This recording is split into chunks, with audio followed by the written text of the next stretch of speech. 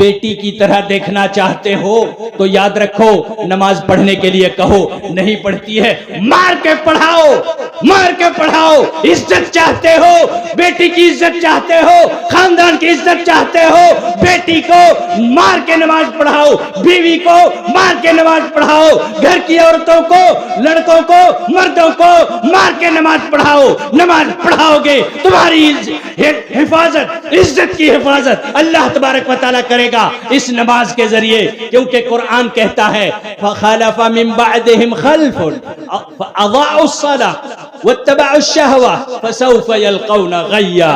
جیسے ہی نماز چھوڑیں گے، بعد میں آنے والے صحابہ کے دور میں نہیں، بعد میں آنے والے یہ لوگ کیا کریں گے؟ نمازوں کو ضائع کریں گے۔ جیسے ہی نمازوں کو ضائع کریں گے،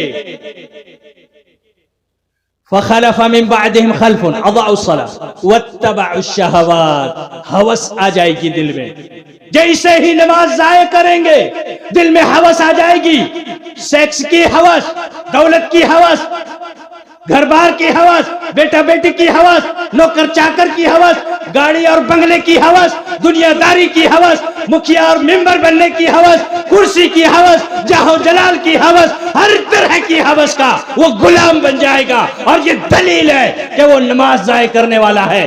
بیٹی عزت تمہاری اس وقت تک محفوظ رکھے گی جب تک وہ نماز پڑھ رہی ہے۔ جس دن وہ نماز ضائع کر دے، یاد رکھو کبھی بھی تمہاری ناک کٹوا سکتی ہے۔ نماز پڑھواؤ مار کے۔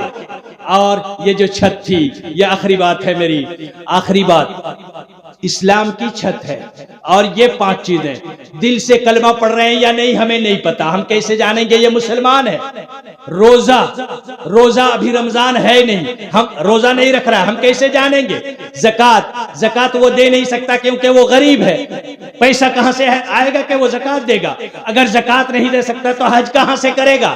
4 چیزیں ختم ہو گئی، باقی ایک چیز بچی، اور وہ ایک چیز کیا ہے؟ کیا بچی؟ 5 جو پیلر تھے اسلام کی چھت کو روکنے کے لیے۔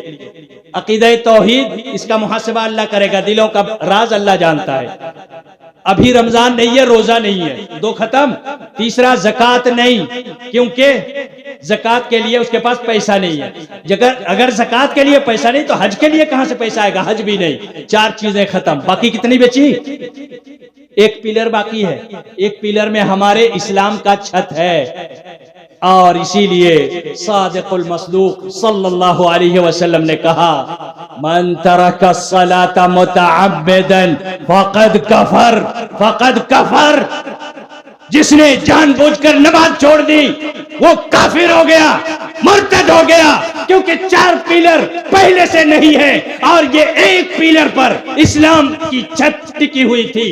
جس نے نماز کو چھوڑ دی 5 پیلر ختم ہو گئے اور اسلام کی چھت نیچے گر گئی۔ ایک اور حدیث میں اللہ کے رسول صلی اللہ علیہ وسلم نے فرمایا من ترک الصلاة فقد هدم الدین، جس نے نماز جان بوجھ کر چھوڑ دی اس نے دین کی چھت کو ڈھا دیا۔ بغیر پیلر کے کوئی چھت نہیں رہتی۔ اور اس کے بعد بھی ہم دعوے دار ہیں جنت کے۔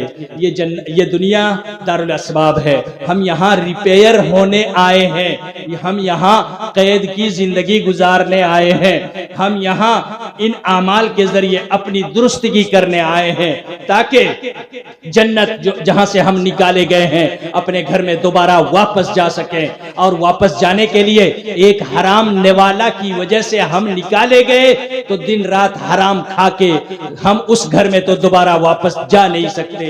ہمیں اپنی ریپیئرنگ کرنی ہوگی، حلال کھانا ہوگا، اور پھر اپنے حالات کو درست کرنا ہوگا۔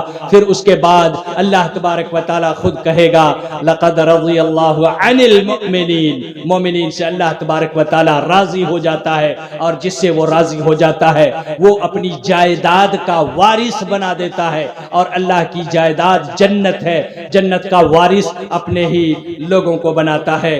تلک الجنت التی نورث من عبادنا من کان تقیا۔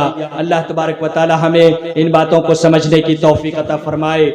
اس دنیا کے دارالاسباب سے ہمیں جو کچھ لینا ہے اسے حاصل کرنے کی توفیق عطا فرمائے۔